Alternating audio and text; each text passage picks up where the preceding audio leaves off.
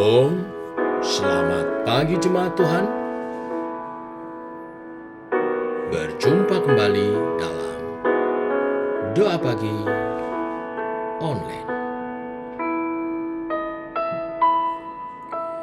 Ku datang dengan syukurku, membawa kerinduanku, Yesus. Ingin ku menyenangkanmu.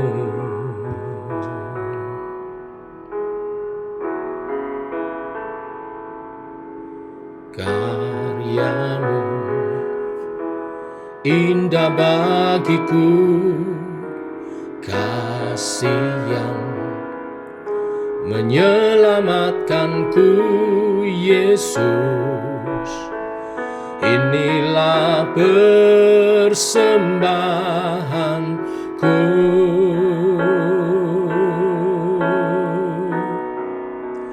Ku membawa hatiku, hanya Engkau di hidupku, Yesusku.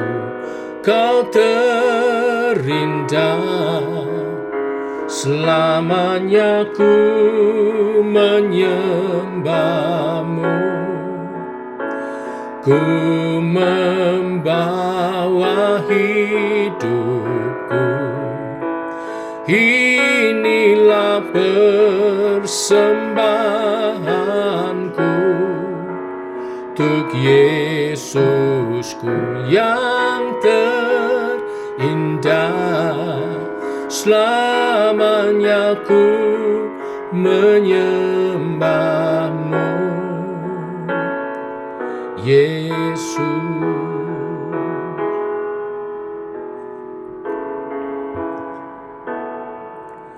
Ku datang dengan syukurku, membawa kerinduanku, Yesus. Ingin ku menyenangkanmu.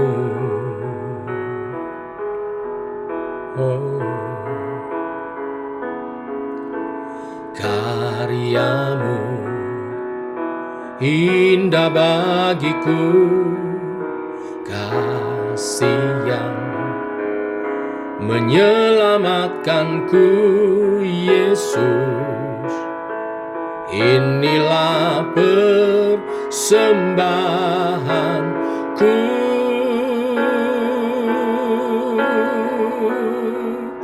Ku membawa hatiku, hanya Engkau di hidupku, Yesusku. Kau terindah, selamanya ku menyembahmu. Ku membawa hidupku, inilah persembahanku untuk Yesusku yang terindah. Selamanya ku menyembahmu, Yesus. Bawaku erat dalam hadirat-Mu, hatiku persembahan bagi-Mu. Jiwaku tenang di hadirat-Mu.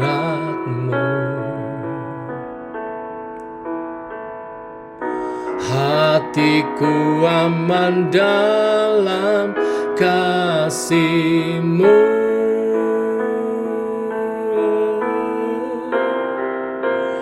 Ku membawa hatiku, hanya Engkau di hidupku. Yesusku, Kau terindah, selamanya ku menyembahmu. Ku membawa hidupku, inilah persembahanku untuk Yesusku yang terindah, selamanya ku menyembahmu. Yesus,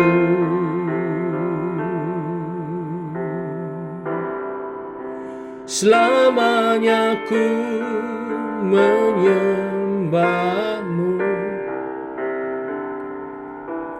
Yesus.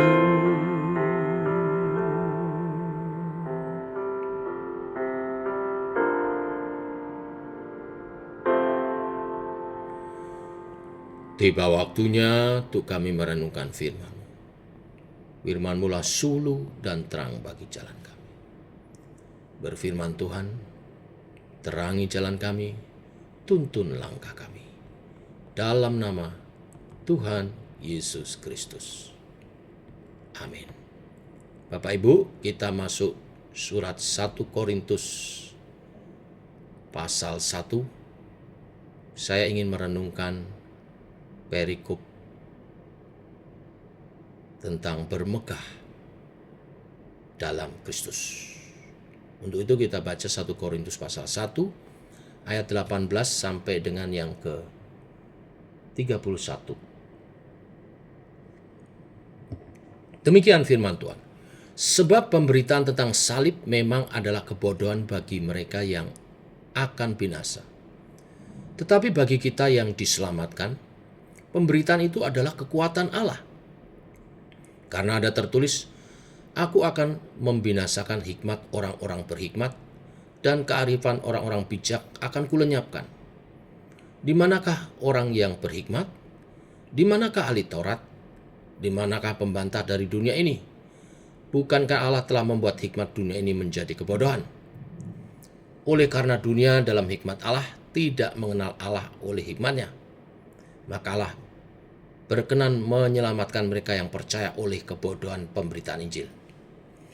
Orang-orang Yahudi menghendaki tanda dan orang-orang Yunani mencari hikmat, tetapi kami memberitakan Kristus yang disalibkan.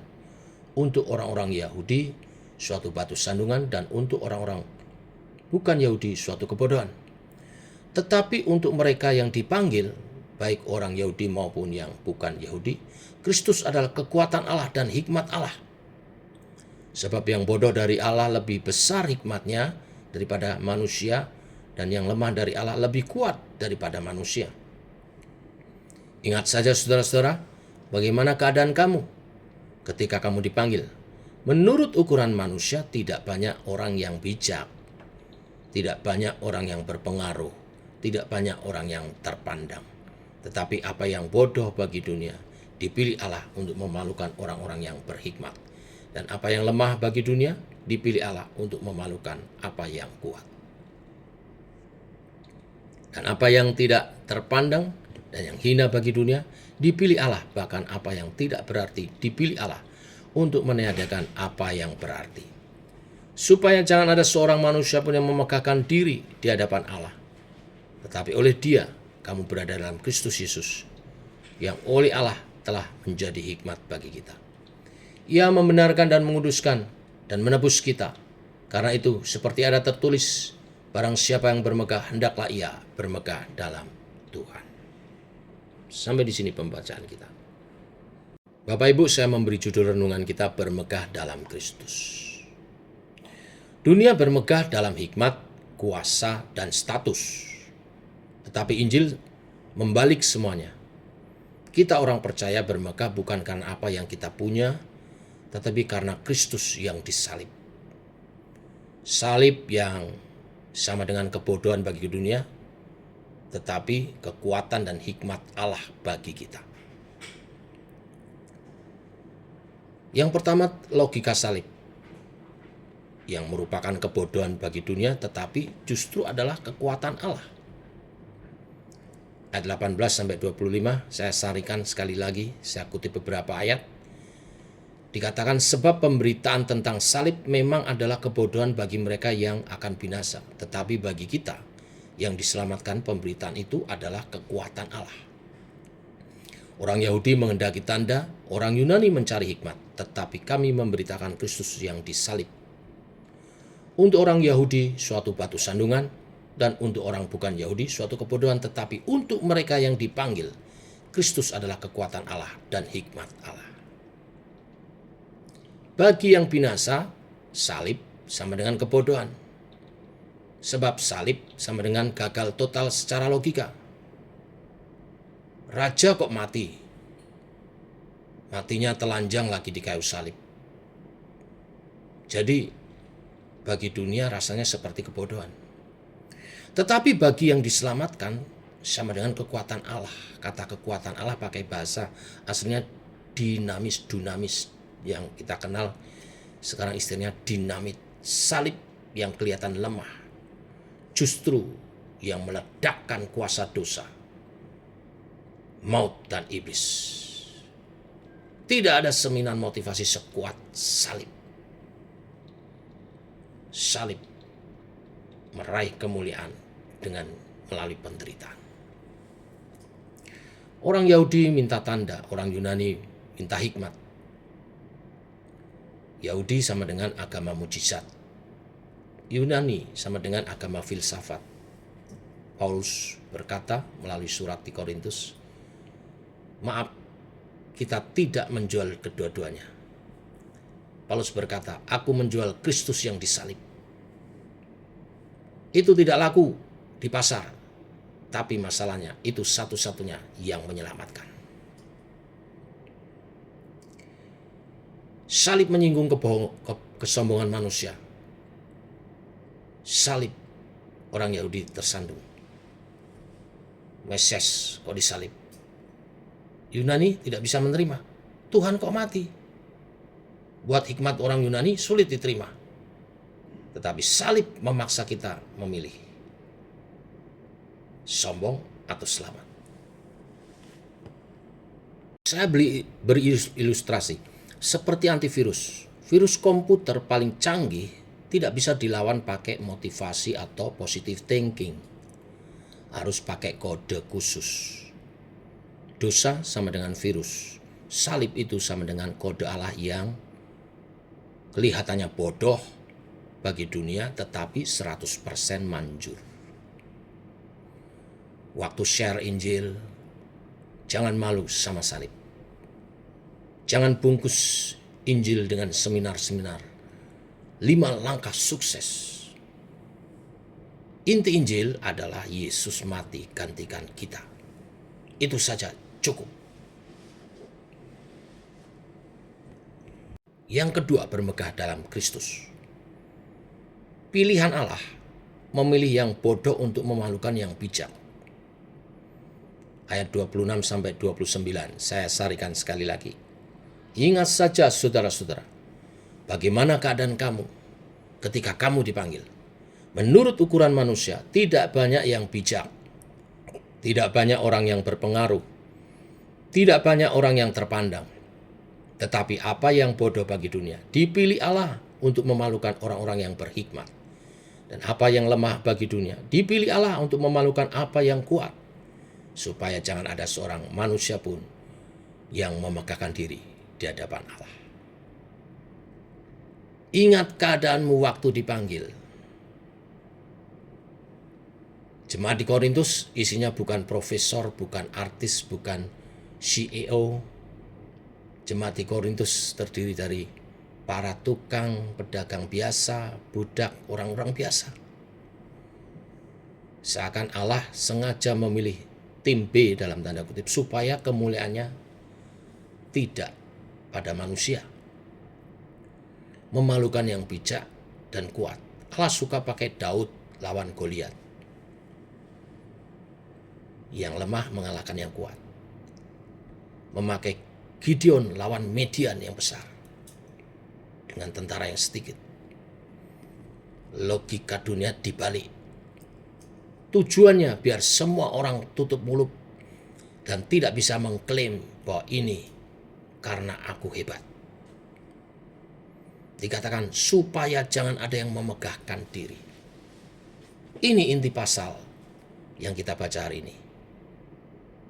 Kesombongan sama dengan dosa utama. Salib sama dengan kuburan kesombongan.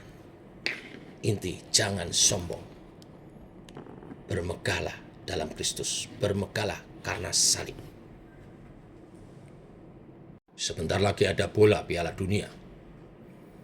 Kalau ada tim kecil kalahkan tim raksasa, setelah menang, kapten tim kecil nggak bilang, ini strategiku jenius. Dia bilang, ini miracle, keajaiban. Itulah logika Allah. Dia pilih kamu bukan karena kamu hebat, bagus, tetapi supaya kamu bisa bilang, ini anugerah keajaiban dari Tuhan. Jadi kita stop banding-bandingkan gereja, pelayanan, banding-bandingkan anak di keluarga. Kalau Tuhan pakai kita, itu bukan karena kita pinter. Itu karena Tuhan baik. Kalau Tuhan tidak pakai kita, itu bukan karena kita gagal. Itu karena Dia mau membentuk kita terlebih dahulu. Ini bagian yang kedua. Bagian yang ketiga, bagian bermegah dalam Kristus. Dasar kemegahan adalah Kristus menjadi segala-galanya. Ayat 30-31. Tetapi oleh Dia, kamu berada dalam Kristus Yesus, yang oleh Allah telah menjadi hikmat bagi kita. Ia membenarkan dan menguduskan dan menebus kita, seperti ada tertulis, barang siapa bermegah, hendaklah ia bermegah di dalam Tuhan. Oleh Dia kamu berada dalam Kristus. Kamu tidak cari Tuhan. Kamu bukan yang mencari Yesus. Yesus yang memanggil kita dan menaruh kita di dalam Dia, di dalamnya.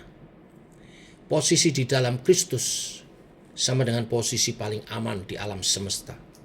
Setan tidak bisa sentuh jamaah kita. Kristus sama dengan tiga hal sekaligus. Hikmat, kebenaran, pengudusan, dan penebusan. Hikmat, Dia menjawab semua kebingungan Yunani. Kebenaran, Dia menjawab semua tuntutan hukum Taurat. Pengudusan dan penebusan, Dia ubah dan bayar lunas masa lalu kita. Singkatnya, apapun yang kita cari ada di dalam Yesus. Tidak usah belanja ke tempat lain. Bermegahlah di dalam Tuhan.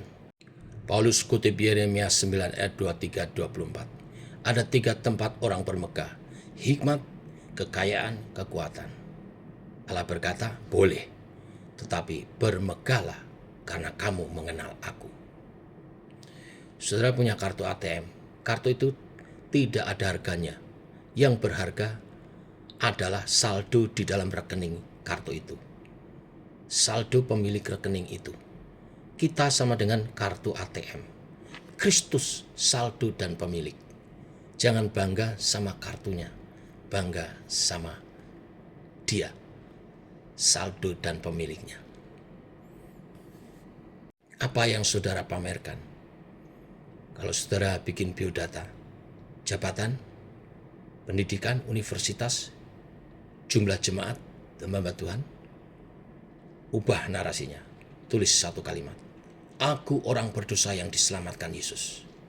Itu kemegahan sejati. Bermegah dalam Kristus. Amin. Mari kita berdoa. Bapa, kami mengucap syukur oleh kasih anugerah-Mu, firman-Mu dahsyat.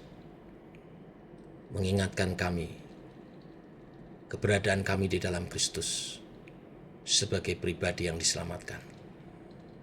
Mengalahkan segala hikmat, kuasa, kebijaksanaan dunia, bahkan jabatan. Kami bermegah karena kami adalah umat tebusan-Mu. diselamatkan karena darah Kristus, karena salibmu. Biar itu nyata dan nampak dalam setiap tingkah laku hidup kami. Orang melihat kami, orang melihat karya Kristus yang megah. Tuhan, tolong hidup kami seturut kehendak dan rencana. Hidup yang memegahkan Kristus. Dalam nama Tuhan Yesus kami berdoa. Amin. Demikian Bapak Ibu doa pagi kita.